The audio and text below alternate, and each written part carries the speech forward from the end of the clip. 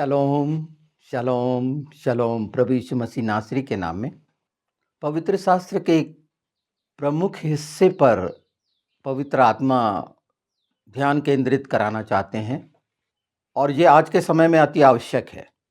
उनको उनके लिए जो भक्ति करते हैं और निश्चित आज हम भक्ति का भेद भी जानेंगे, निष्ठा को पहचानेंगे। तो चलिए हम चलते हैं नाओमी और रूथ की कहानी पर, जो भक्ति और निष्ठा की अद्भुत कहानी है और उसके परिणाम हम देखते हैं। कहानी से मतलब एक सच्चाई है जो आज भी घटित हो रही है। स्वरूप बदला हुआ है और यह हिस्सा इसीलिए रखा गया है कि हम पहचान सकें समय को और समय में होने वाली घटनाओं को, जो हमारे आसपास हमेशा घटित होती रहती हैं। ये सब कुछ सतर्क होने के लिए है। तो देखिए, रूथ उसका पहला ही अध्याय हम 16 से देखते हैं।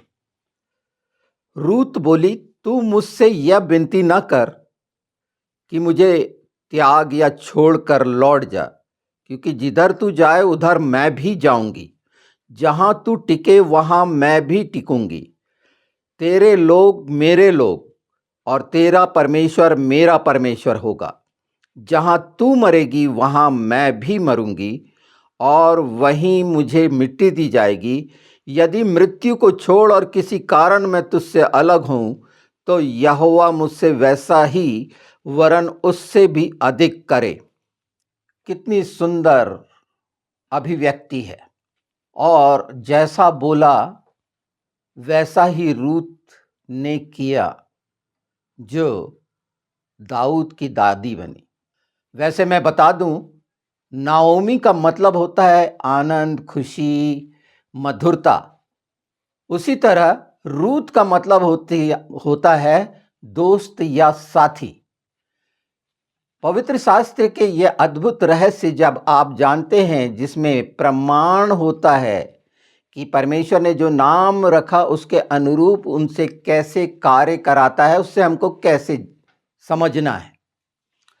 तो ये भक्ति की और निष्ठा की इस अद्भुत हिस्से को हम समझते हैं, पर उसके पहले ये जानना जरूरी है कि नाओमी और रूथ कैसे मिले, क्या वजह थी।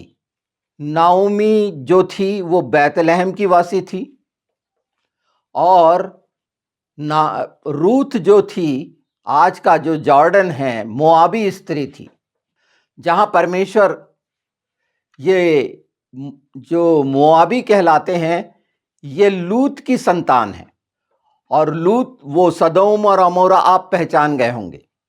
तो इनसे ताल्लुक रखने का इजराइलियों के लिए एक निर्देश था कि इनसे किसी तरह के ताल्लुकात ना रखे जाएं।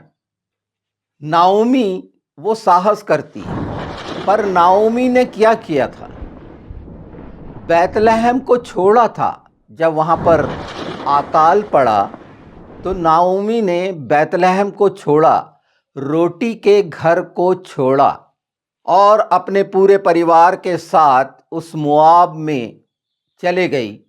और परिणाम यह हुआ कि सब भरी पूरी जाने के बाद वहीं सब मर गए और छूछे हाथ वापस आई रूथ को साथ लेकर। आज हम जो देखते हैं कि जब हम प्रभु में वादा करके आते हैं और बपतिस्मा लेते हैं, यीशु को अपना उद्धारकर्ता मानते हैं और खूब भक्ति भी करते हैं, पर वो निष्ठा है क्या।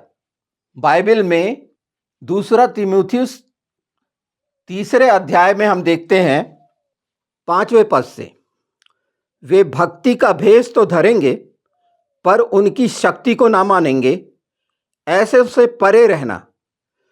इन्हीं में से वे लोग जो घरों में दबे पांव घुस आते हैं और दुर्बल स्त्रियों को वश में करके इसके बाद देखते रहें कैसे घर के घर बिगाड़ते हैं। ये कहानी बिल्कुल सच आज के समय में देख रहे हैं। भक्तियों का बहुत बड़ा आडंबर और पाखंड बहुत बड़े बड़े हिस्से पर खुलेआम किया जाता है। एक रैकेट है जो भक्ति को दिखाता है, जिसमें झूमना होता है, निष्ठा नहीं होती, नाना प्रकार की तकलीफों में पड़ जाते हैं और उस रैकेट में काम करके जो सचमुच में भक्ति में हैं, बरगलाकर उनको भी नाश कर रहे हैं घर में घुस घुस के। परमेश्वर की शक्ति से अनभिज्ञ ये बहुत खतरनाक आज के समय में शैतान के द्वारा नाना प्रकार के संगठनों में होने वाले ये काम, हम प्रभु यीशु में उस रोटी के घर में पूरे विश्वास, आस्था और निष्ठा के साथ प्रवेश करते हैं। जब हम प्रभु यीशु को स्वीकार करते हैं और वादा करते हैं कि हम तेरे साथ साथ होंगे, जैसे रूत ने करी, जैसा एलीशा ने करा था एलिया के साथ, और पहले से ही पवित्र शास्त्र में पिता परमेश्वर ने ये वादे कर रखे हैं कि मैं तुझे कभी नहीं छोड़ूंगा, जगत के अंत तक मैं तेरे साथ रहूंगा। ये सब जानते हुए किस रीति से अंधकार के चुंगल में पड़कर रोटी के घर को त्याग कर शैतान की मंडलियों में शामिल होकर जो कुछ हो रहा है, मैं सब जगह नहीं बोल रहा, पर चेता रहा हूं कि परमेश्वर जिसको बढ़ाए, परमेश्वर ने जिसके लिए जितना रखा है, हमारी योजनाओं के अनुसार नहीं होगा।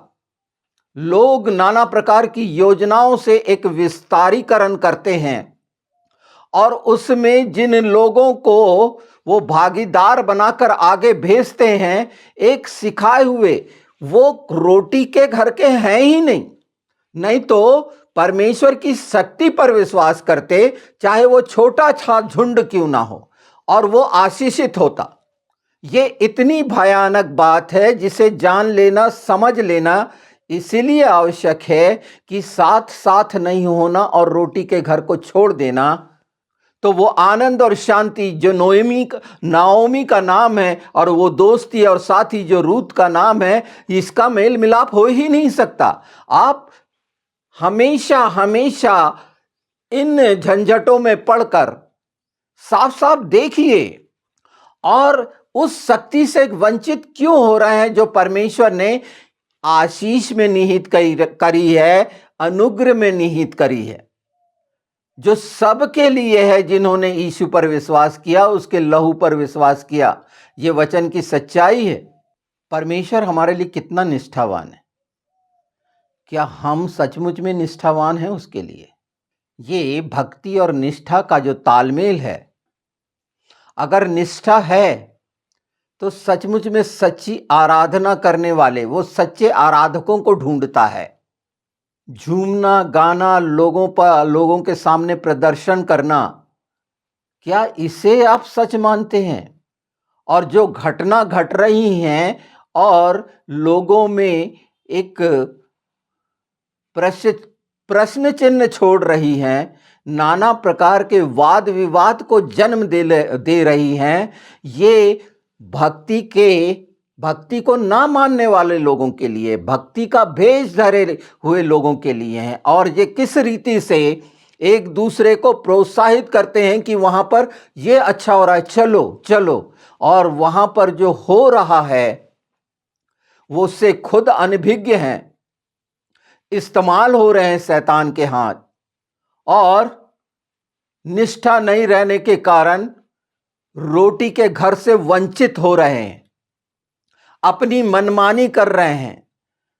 साथ साथ होने का रूत क्या बोलती है, दोस्ती क्या बोलती है, साथी क्या बोलता है कि चाहे कुछ हो जाए, वो मोआबी स्त्री जिसका यहोवा से कोई लेना देना नहीं, कैसे प्रेरित हुई, कौन सी प्रेरणा मिली, क्या देखा, क्या जाना, क्या समझा, और परमेश्वर ने उसके लिए जो निश्चित योजना बनाई थी, उसके अनुरूप कार्य हुआ कि दाऊद का वंश आज कहलाया जाता है।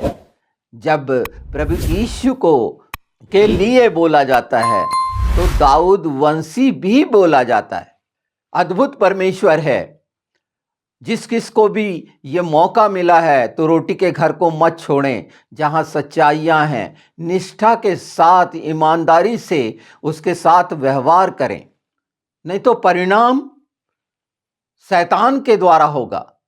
हम यीशु यीशु कहते रह जाएंगे और नाना प्रकार की चीजों में फंसते हुए नाश होते चले जाएंगे।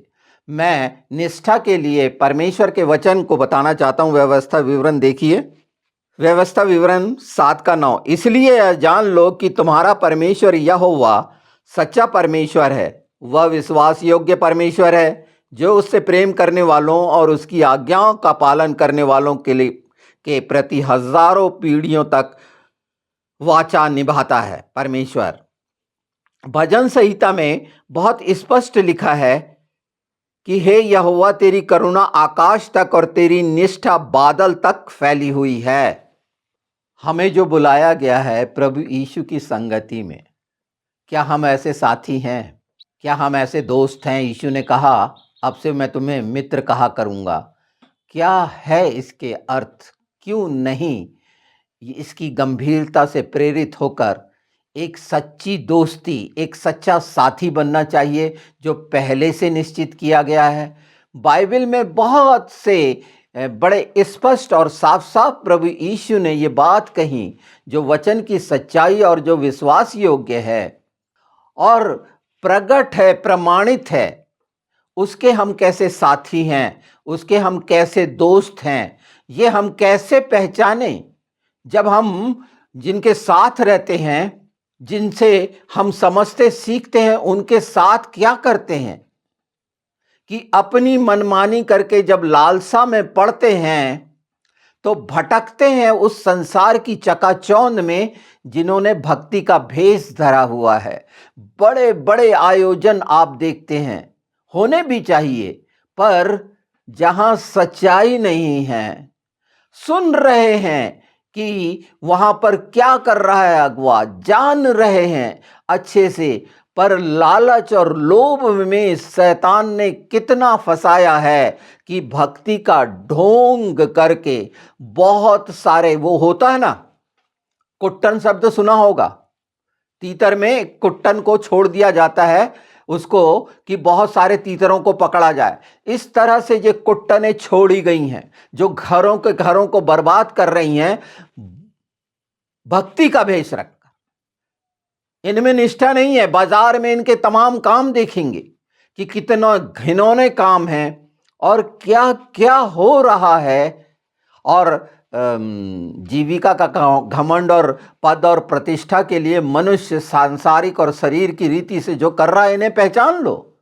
इनके काम दिखेंगे, वो सब दिशा लोभ और लालच की होगी, बड़ा दिखाने की होगी, और बड़ा निम्रोध दिखाता है। निम्रोध का वो स्वभाव जो बड़ा बनना चाहता है, बिल्कुल बाइबल कहती है ये सब छोटे किए जाएंगे।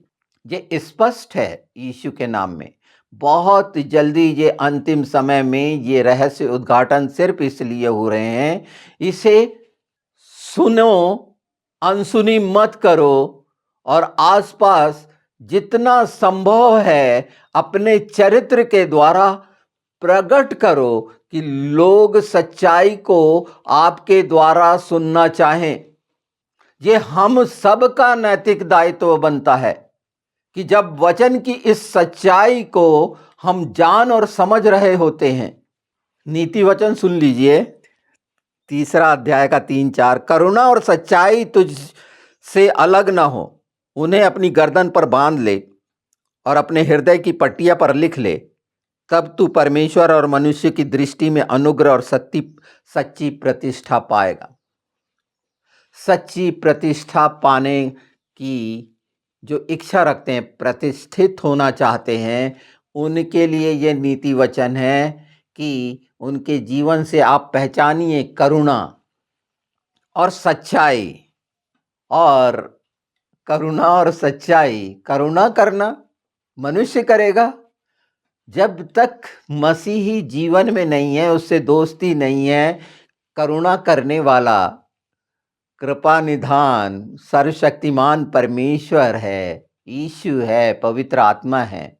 साथ साथ होना, साथ साथ चलना, इस पर बहुत सा बोला गया है, पर आज इसमें जो भक्ति और निष्ठा कितनी आवश्यक है, अगर उस शक्ति को पाना चाहते हैं, उस शक्ति में निहित, क्योंकि शक्ति तो परमेश्वर की है, उसका जो डिवाइन एट्रीब्यूट है, गुण है, वो अलौकिक, उसमें शक्ति भी एक हिस्सा है जिसमें ये अनुग्रह और वो सब आशीषें निहित हैं।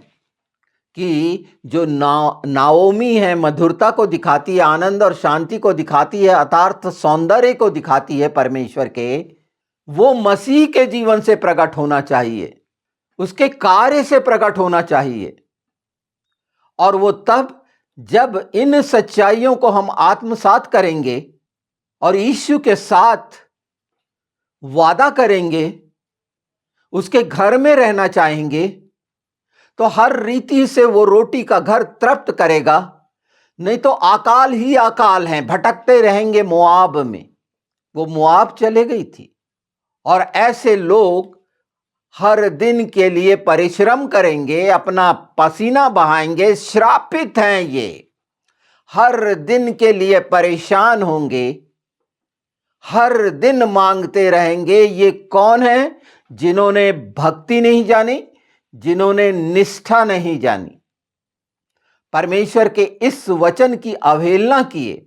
उसने इतने बड़े बड़े वादे करके सच साबित करे, और हमने प्रभु यीशु का इनकार, जो रोटी का घर है, स्वर्गीय रोटी है, मनुष्य के कहने पर मनुष्य के साथ होकर उनकी जूठन को चाट रहे हैं।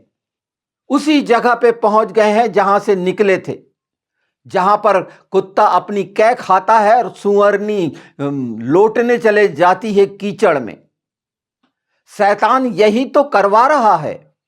वो लोग जो भोले भाले हैं, जिन्हें समझ में नहीं आता और वो कहीं भी बहक जाते हैं, इन सब के लिए ये सब का औचित्य क्या है कि इनके लिए हम सब जो परमेश्वर से प्रेम रखते हैं और निष्ठावान हैं, आज्ञाकारी हैं, उसकी शक्ति पर विश्वास करके परमेश्वर के हाथों में सौंपना चाहिए पूरी गंभीरता और ईमानदारी से, कि सचमुच में हम मनुष्य से प्रेम करते हैं, मनुष्य की संतानों से प्रेम रखते हैं, आत्मा बचाने वाले बनना चाहते हैं। तो प्रार्थना, निवेदन, विनती, बातचीत, परमेश्वर की महिमा बढ़ाई, यही तो है। परमेश्वर को प्रसन्न करना यही तो है। अलग से कैसे प्रसन्न करेंगे? उसकी इच्छाओं को जाने, जो बाइबल में निहित सच्चाइयां हैं। जब एक बंधन की बात करते हैं तो होशे को समझिए। होशे का मतलब ही जो होशिया, उद्धार करने वाला, उद्धार करता, ये शब्द आया। आप जानते हैं इसकी शादी किससे हुई थी और क्या क्या है, पर मैं पढ़ता हूँ होशे 2 उसका 19 और 20।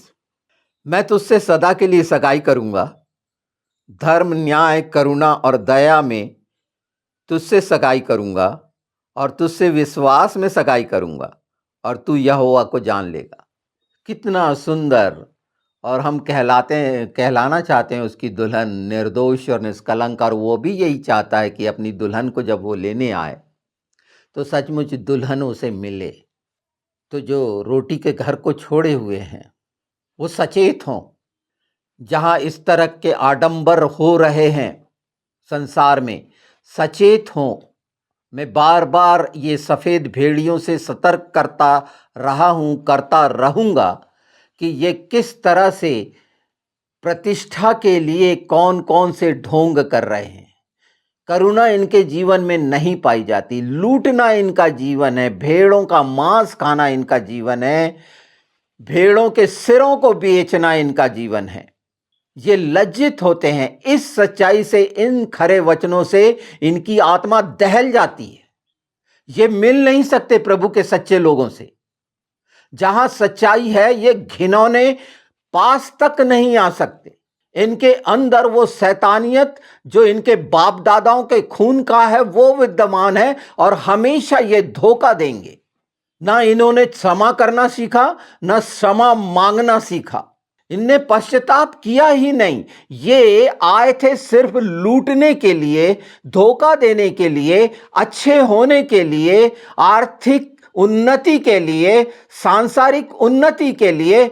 आत्मिक उन्नति इनके स्वभाव में थी ही नहीं, क्योंकि जिस जगह से ये निकले थे वो भक्ति का ढोंग करने वाले, भक्ति का भेष धरने वाले संसार में व्याप्त हैं। जहां कहीं देखें जो संसार के बनाए हुए धर्म है, वहां भक्ति का कितना भयानक तांडव होता है, कितना बड़ा दिखावा होता है। वहां से निकले हुए उनके लिए प्रेरणा के ये वचन, ये सच्चाई के वचन कि रोटी का घर मत छोड़ो। अगर रोटी के घर में हो तो सच्ची आराधना और भक्ति करोगे और निष्ठावान होगे, क्योंकि आत्मा कराएगा और जो कभी नहीं छोड़ेगा। क्योंकि ये वादा वचन का है, यीशु का है कि हमेशा, जब यीशु ने कहा मैं तुम्हारे साथ रहूंगा, और कहा कि जो मैं भेजता हूं तुम्हारे लिए सहायक, वो हमेशा तुम्हारे साथ रहेगा, तो एक मनुष्य कौन होता है आ जाओ और चले जाओ कहने वाला? इसका मतलब उसके अंदर क्या है, ये पहचान कराता है पवित्र शास्त्र कि वो एक भेष धरा हुआ है भक्ति का, और दिखावा कर रहा है करुणा का और सच्चाई का। हकीकत में वो एक हत्यारा, लूटने वाला, पर यीशु को क्रूस पे चढ़ाने वाला, यीशु के लहू को अपने पैर से रौंदने वाला वो भेड़िया अपमानित कर रहा है यीशु को। कितना घिनौना है वो, जिसने अपना प्राण दे दिया। ये गंदी हरकत, लोभ लालच में जो कर रहा है, इनसे सतर्क हो जाइए, इनसे निकल आइए। बाइबल साफ साफ कहती है कि इनको छोड़ दो। इन घिनौने से मतलब ही नहीं होना चाहिए। ऐसे मनुष्यों से कोई ताल्लुकात ही मत रखो, किसी तरह का ताल्लुकात मत रखो। ये घर बिगाड़ने के लिए घुसे हुए।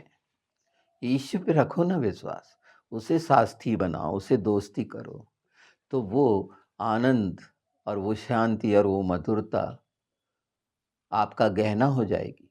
इसे पहचान लें, और जो जो सुन रहे हैं, निश्चित आप उन सब के लिए प्रेरणा का कारण बने। जो बन पड़ता है यीशु के नाम में निकल के बताएं। और ये चीजें अगर आत्मा से प्रेरित होते हैं तो शेयर करें, लोगों तक पहुंचाएं। इसको परखें, जानें कि इन अंतिम समयों में स्थिरता और दृढ़ता और मजबूती के लिए पवित्र आत्मा आपके सामने वो सब बातें खोल खोल कर रख रहे हैं। और ये निश्चित है कि जो मैं मानता हूं पवित्र शास्त्र के अनुसार, ये सब घटनाएं थोड़े समय की हैं दुष्टों की। मैं दृष्टि करूंगा, बहुत जल्दी ये नाश हो जाने वाली हैं वचन की सच्चाई के द्वारा।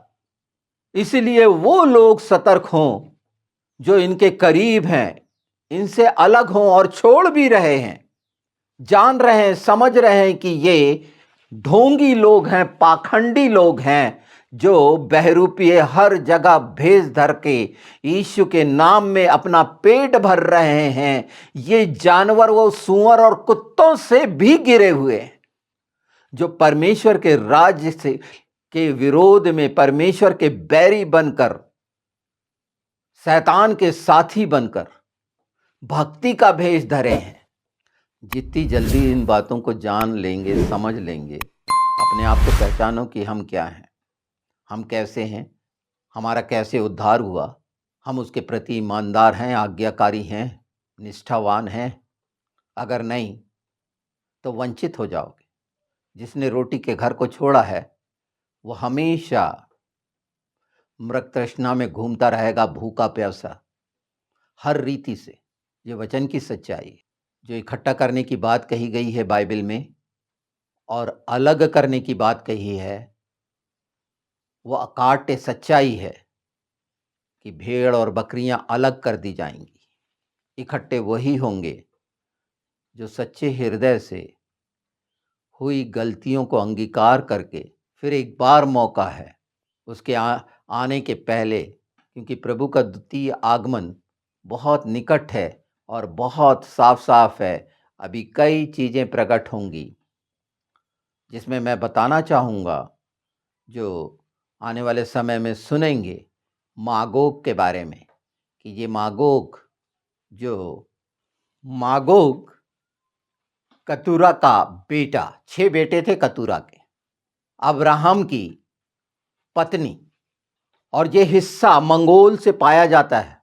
इसको मैं पूरा डिटेल करूंगा, पर इस बात को समझना कि आज का चीन ये मंगोल से निकला मागोग जो कतूरा की संतान है, अब्राहम की संतान है। और स्पष्ट ये देखेंगे जैसे इस्माइल सारा की, कतूरा के विषय में नहीं बोला गया है। आने वाले समय में सुनेंगे इसको, क्योंकि गोग मगोग को अच्छी रीति से पहचानने के लिए आवश्यक है कि इन्हें बुद्धि का दिया गया है।